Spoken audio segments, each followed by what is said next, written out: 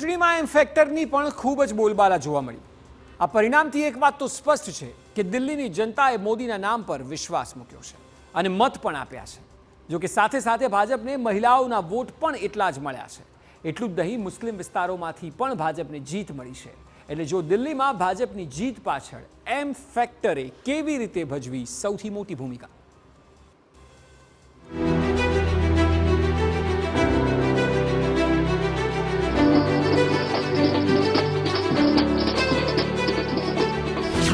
દિલ્હીમાં ભાજપની જીતનું એમ ફેક્ટર।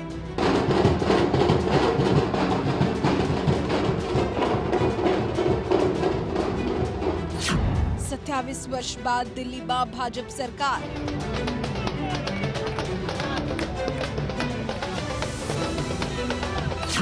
કેજરીવાલને કેવી રીતે હરાવ્યા?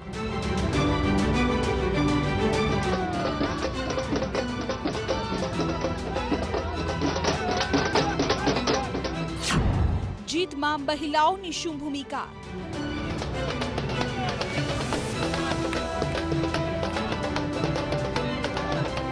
કેવી રીતે મુસ્લિમોએ આપ્યા ભાજપને મત?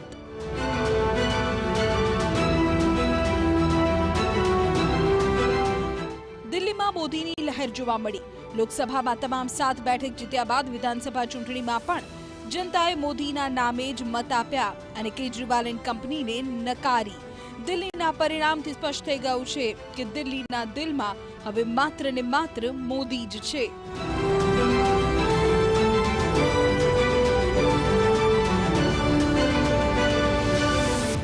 દિલ્હીમાં ભાજપની જીત પાછળ એક એમ ફેક્ટર પણ ખૂબ જ કારગર નીવડ્યું છે।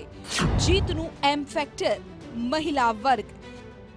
જ્યારે બીજેપીએ દિલ્હી વિધાનસભાની ચૂંટણી માટે પોતાનું મેનિફેસ્ટો જાહેર કર્યું ત્યારે તેણે મહિલાઓને લઈને ઘણી જાહેરાતો કરી, જેમાં મહિલા સમૃદ્ધિ યોજના હેઠળ મહિલાઓને 2500 રૂપિયાનું વેતન આપવાની વાત કરી। આ સિવાય 500 રૂપિયામાં એલપીજી સિલિન્ડર આપવાની જાહેરાત કરવામાં આવી। હોળી અને દિવાળી પર ફ્રી સિલિન્ડર આપવાની જાહેરાત પણ કરવામાં આવી।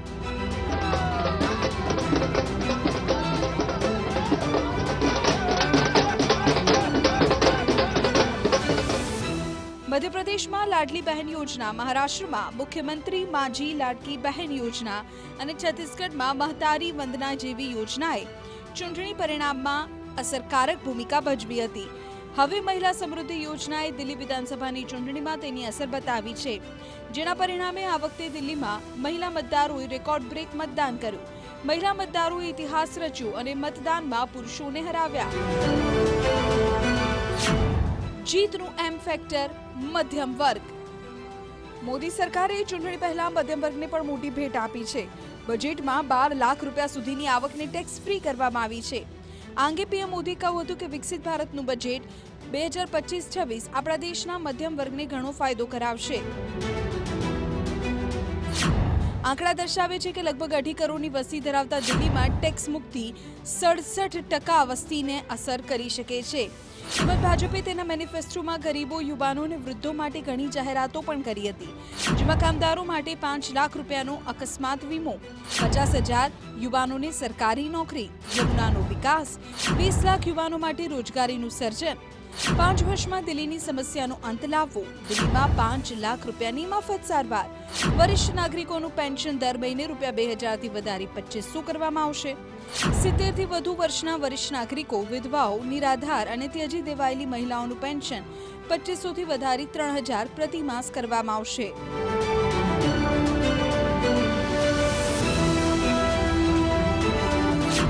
જીતનું એમ ફેક્ટર મુસ્લિમ મતદારો। દિલ્હીમાં ભાજપે મુસ્લિમ બહુમતીવાળી બેઠક પણ જીતી છે। દિલ્હીના 70 મત વિસ્તારોમાં 7 બેઠકો એવી છે કે જ્યાં મુસ્લિમ મતદારો નિર્ણાયક ભૂમિકા ભજવે છે, જેમાં પણ ભાજપે સારી એવી બેઠક જીતી છે। દિલ્હીમાં લગભગ 13% મુસ્લિમ મતદારો છે। આ વખતે ચૂંટણીમાં મુસ્લિમ પ્રભુત્વવાળી બેઠકો પર ભારે મતદાન થયું હતું।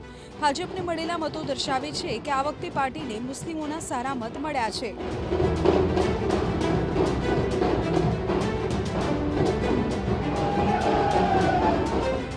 આમ મોદીની લહેરમાં કેજરીવાલની સત્તાનું શીશ મહેલ ધરાશાયી થયો છે।